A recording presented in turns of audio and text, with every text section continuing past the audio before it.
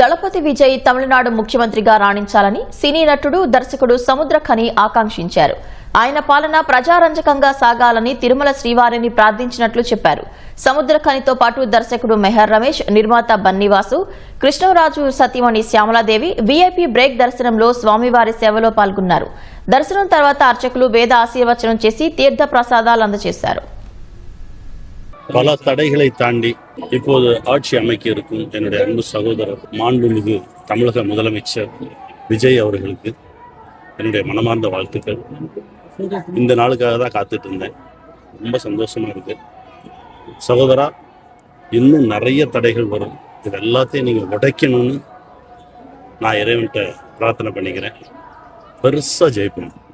Next project ఇప్పుడు వచ్చి Balakrishna sir film ఇప్పుడు చేసుకుంటాము. అది చాలా గొప్ప ఫిలిం. గోపిచంద్ మెల్లేని సార్ డైరెక్ట్ చేసుకున్నారు. అది చేసుకున్నాము. ఇది కాకుండా జై హనుమాన్ చేస్తున్నాము. తమిళ్లో 2-3 మూవీస్ చేసుకున్నాము. నేను డైరెక్ట్ చేసిన మూవీ స్కూల్ బస్ అలానే మూవీ 3 లాంగ్వేజ్లో ఆపోతుంది. అందరూ చూడండి, ఎంజాయ్ చేయండి. Thank you.